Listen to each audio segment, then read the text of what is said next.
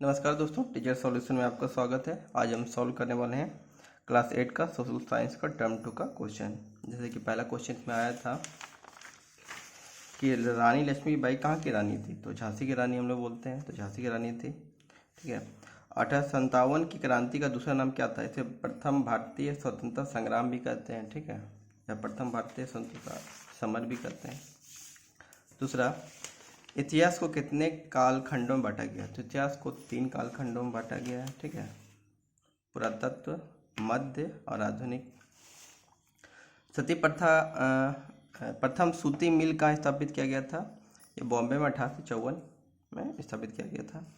इसके बाद जेम्स मिल कहाँ के निवासी थे? ये स्कॉटलैंड के निवासी थे। किस खाद को काला सोना कहा जाता है? तो काला सोना हम लोग कहते हैं पेट्रोलियम को। आर्थिक क्रिया के कितने प्रकार होते हैं? तो आर्थिक क्रिया के 4 प्रकार होते हैं। कौन कौन? तो पहला है उत्पादन, दूसरा है उपभोग, तीसरा है निवेश और चौथा है विनिमय। इसके बाद क्वेश्चन नंबर 8, प्राकृतिक संसाधन किसे कहते हैं? तो पहले संसाधन किसे? कोई भी चीज़ का उपयोग करते हैं हम जब उसको संसाधन कहते हैं। तो ऐसे संसाधन जिसे हमें प्रकृति ने दिया, जैसे कि जल हो गया, वायु हो गया, पर्वत हो गया, मिट्टी हो गया, ये सब क्या है? वन हो गया, ये सब प्राकृतिक संसाधन है। विश्व का सर्वाधिक जनसंख्या वाला देश कौन है? तो ये चीन होगा। कृषि के प्रकार क्या क्या है? कितने प्रकार कृषि? तो घन कृषि होता है, व्यापक कृषि होता है, बागवानी कृषि होता है, वाणिज्य कृषि होता है, तो बहुत सारे कृषि होते हैं। भारत में राष्ट्रीय पार्कों की संख्या कितनी है?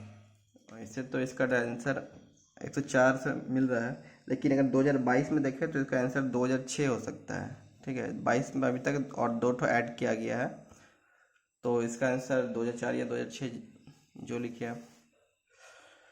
कानूनन लड़कियों के विवाह की उम्र क्या है? तो 18 वर्ष है और लड़कों का 21 वर्ष है।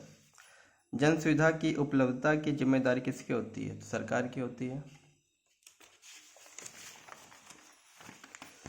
प्लासी का युद्ध में अंग्रेज किस प्रकार जीते थे? तो प्लासी का जो युद्ध था ये अंग्रेजों और सिराजुद्दौला के बीच था। तो अंग्रेजों ने काफ़ी षड्यंत्र करके सिराजुद्दौला को हराया था, उसके बाद ये जीते थे, तो इसके बारे में लिखना था।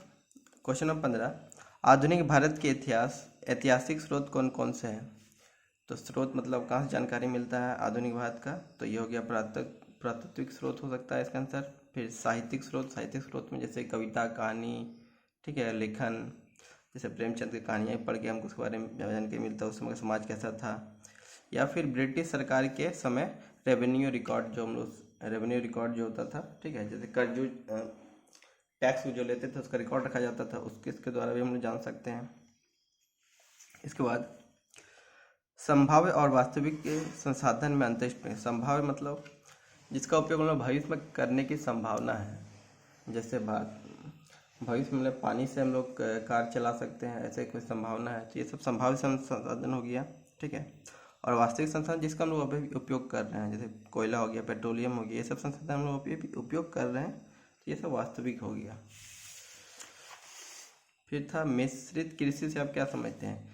जब एक बार में एक ही जगह एक से ज़्यादा फसल उगाया जाता है तो उसे मिश्रित कृषि कहते हैं। ठीक है, फिर मक्का के मुख्य उत्पादक देश कौन से है? तो यूएसए है, चीन है, ब्राज़ील है।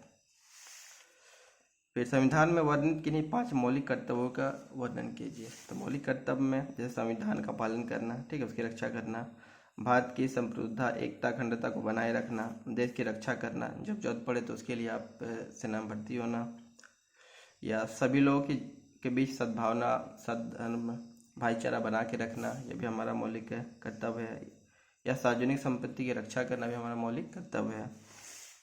बाल श्रम के क्या कारण है? तो बाल श्रम क्यों होता है? तो बाल मजदूरी क्यों होता है? अधिकतर निर्धनता है। ठीक है, तो छोटों बच्चों को भी क्या है, कमाने के लिए भेज दिया जाता है, उसके माता पिता शिक्षित नहीं रहते हैं, अज्ञान के कारण ही बच्चों को बाल मजदूरी कराते हैं, पढ़ाई लिखाई पर ध्यान नहीं देते हैं, तो इसके बहुत सारे कारण हैं, हम लोग दे सकते हैं।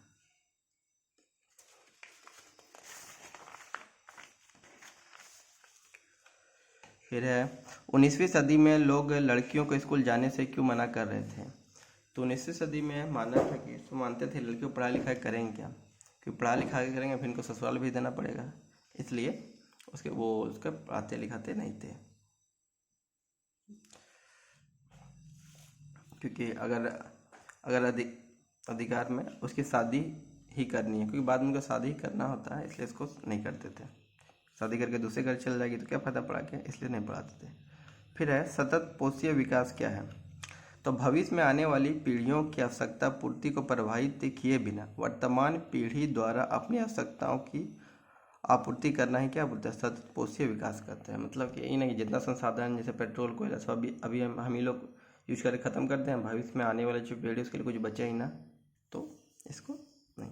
तो आने वाले भविष्य के लिए भी खुद उपयोग करते हुए आने वाले भविष्य के लिए भी बचाना, इसी को बोलते हैं सतत पोषीय विकास। ठीक है, तो इसका सिद्धांत क्या क्या है। तो मानव जीवन की गुणवत्ता को बढ़ाना, जीवन के सभी रूपों को आदर और देखभाल करना, और दूसरा चलिए बहुउद्देशीय परियोजना क्या है। बहुउद्देशीय परियोजना जैसे कि क्या है, नदियों पे बांध बना के उससे हम लोग बहुत सारे उपयोग करते हैं, उसी को बोलते हैं बहुउद्देशीय परियोजना। जैसे नदी के बाढ़, उसका क्या लाभ है, लाभ क्या है, तो ये बाढ़ बनाने से, नदी पे बांध बनाने से पहला तो हमको बाढ़ से बचाता है। ठीक है, फिर जल का भंडारण कर लेते हैं, जब गर्मी दिन में पानी नहीं रहता तो स्टोर करके रखते हैं। फिर जल विद्युत, इससे जल विद्युत बना सकते हैं। नहर द्वारा नौका परिवहन होता है, नहर बना दिए तो नौका का परिवहन करते हैं, इससे मत्स्य पालन होता है। ठीक है, फिर पर्यटन का स्थल भी हो सकता है। तो ये सब काफ़ी सारे लाभ थे। तो आप मेरे चैनल पर नए हैं तो कृपया मेरे चैनल को लाइक करें, सब्सक्राइब करें और शेयर करें। धन्यवाद।